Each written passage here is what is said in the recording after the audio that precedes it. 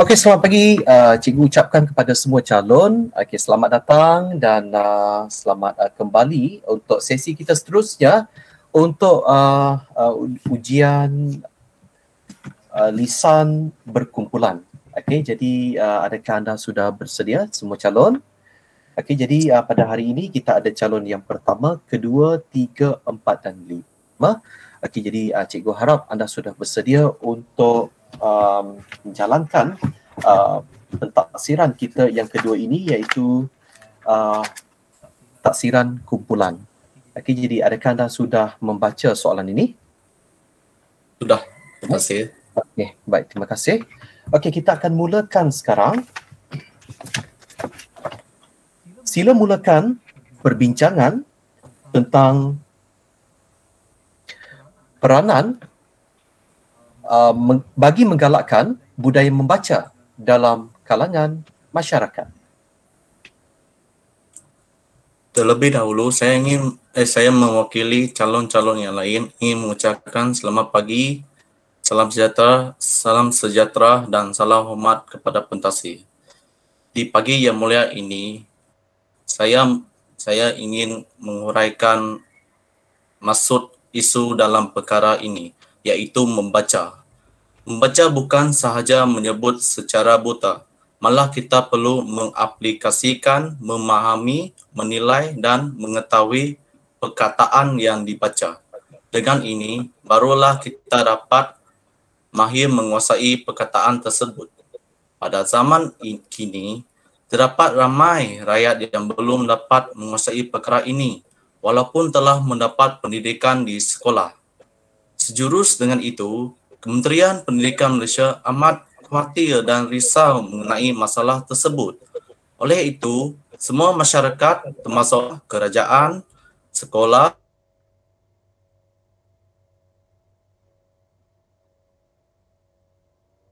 menangani isu tersebut. Bagaimanakah mereka dapat mengalahkan budaya membaca ini dalam kehidupan? Mari kita bincangkan. Saya ingin menyerahkan pembincangan ini kepada calon yang seterusnya. Dipersilakan. Terima kasih Saudara Robendi. Sebagai pembuka perbicaraan kita pada hari ini, antara pihak yang memainkan peranan dalam menggalakkan budaya membaca dalam kalangan masyarakat ialah ibu bapa. Ibu bapa haruslah menjadi suri teladan untuk anak-anak mereka. Hal ini dikatakan demikian kerana ibu bapa merupakan insan yang paling terdekat dengan anak-anak mereka, terutama pada waktu mereka masih muda lagi. Jadi, mereka akan menjadi lebih lagi akur dan juga akan timbul perasaan minat mereka akan membaca buku pada waktu tersebut. Sebagai contoh, ibu bapa boleh menyediakan satu sudut ruangan untuk anak-anak mereka dapat meluangkan masa di sudut tersebut dengan pelbagai jenis bahan bacaan, termasuklah bahan bacaan fiksyen ataupun tidak fiksyen. Selain itu, ibu bapa juga boleh mengajak anak-anak mereka pergi ke perpustakaan apabila mereka mempunyai masa yang lapang. Bak kata pepatah, melentur buluh biarlah dari rebungnya. Tuntasnya, rakyat Malaysia terutama generasi muda haruslah ditunjuk ajar mengenai keberadaan serta kebaikan membaca buku dari mereka masih di bangku sekolah lagi untuk menyemai perasaan cinta akan buku di dalam diri mereka. Sekarang saya ingin menjemput Saudara Joachim untuk menyampaikan isi yang seterusnya. Terima kasih. Terima kasih Saudara Gisen. Amalan membaca juga perlulah dipupuk oleh golongan remaja sendiri. Hal ini demikian kerana walaupun banyak usaha yang dilaksanakan oleh pelbagai pihak untuk mengalahkan amalan membaca ini, namun tidak akan mendatangkan impak yang diharapkan jika remaja sendiri tidak mempunyai kesedaran tentang hal tersebut. Perumpamaannya, kita boleh memasak seekor kuda untuk masuk ke dalam air sungai, tetapi kita tidak akan dapat memasak kuda tersebut untuk meminum air sungai tersebut. Dalam hal ini, setiap remaja perlulah menyadari akan betapa pentingnya amalan membaca dalam uh, dalam mengubah diri mereka menjadi insan yang berilmu, berpengetahuan dan berkualiti.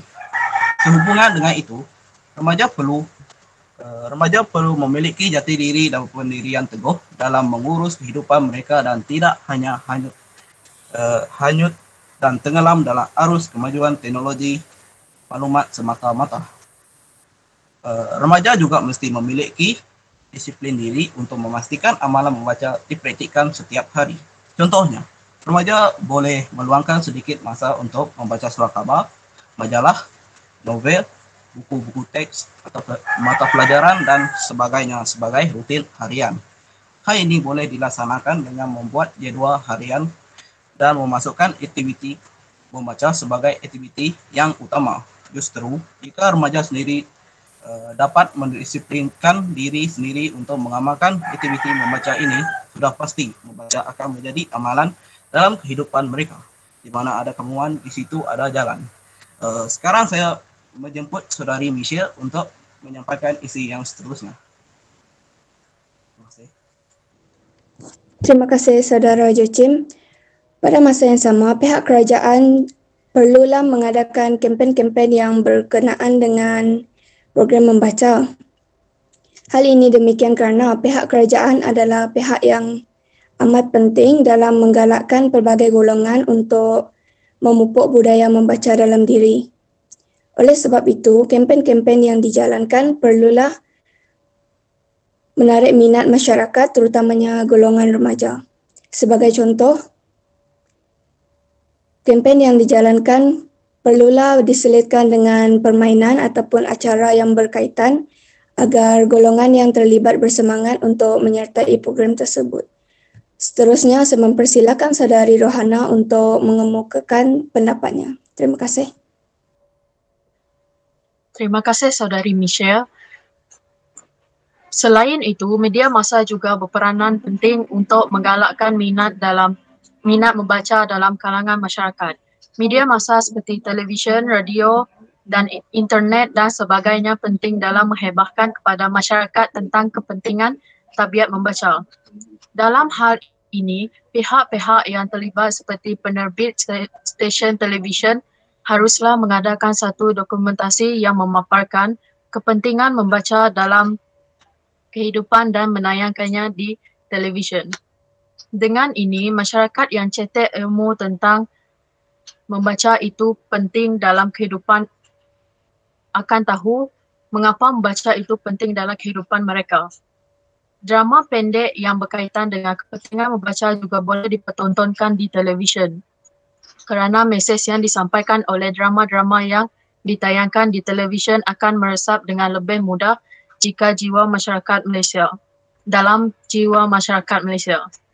Hal ini kerana jiwa masyarakat selalunya lebih tertarik dengan dunia hiburan. Jadi, sebagai pihak media massa yang prihatin, mereka haruslah lebih kreatif dalam melaksanakan usaha untuk memupuk tabiat membaca dalam kalangan masyarakat Malaysia agar Malaysia terus maju seiring dengan arus globalisasi. Seterusnya, saya ingin menjemput Saudari Wina untuk meneruskan perbincangan ini. Terima kasih Saudari Rohana. Dan saya turut setuju dengan pendapat Saudara Gibson bahawa pihak yang perlu menggalakkan budaya membaca dalam masyarakat ialah bermula daripada ibu bapa. Amalan membaca perlulah dipupuk dari kecil lagi. Sebab kata pepatah, meluntur buluh biarlah dari rebungnya.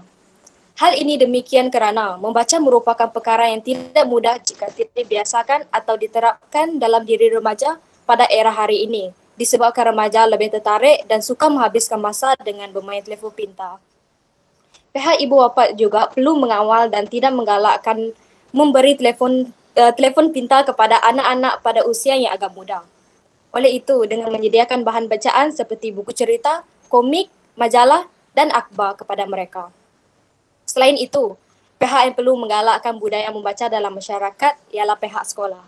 Dengan memberi ruang masa membaca kepada murid-murid di dalam kelas selama 20 hingga 40 minit setiap hari agar dapat mengamalkan budaya membaca kepada mereka.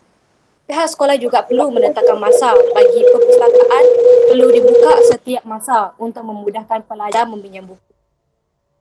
Seterusnya, saya ingin mempersilakan Saudari Rovendi untuk menyampaikan isu yang seterusnya. Okey, sekejap.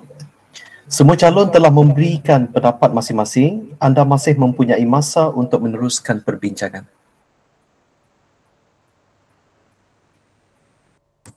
Baiklah, saya ingin menguraikan perkara yang seterusnya.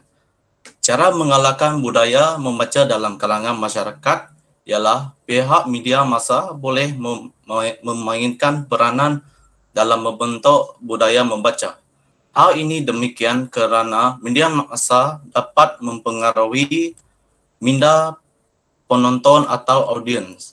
Contohnya, pihak media massa boleh menyiapkan rencana yang menarik bersertakan dengan maksud tentang kebaikan membaca.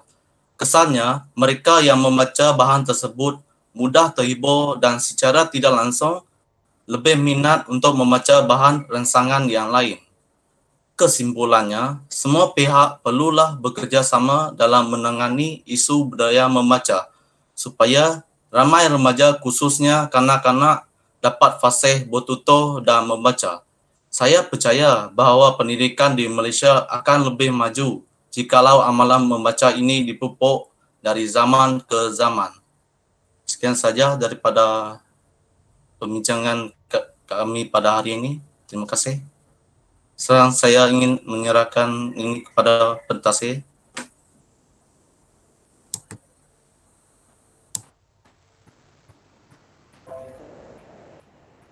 Okey, terima kasih pada calon-calon. Kita akhiri sesi perbincangan ini.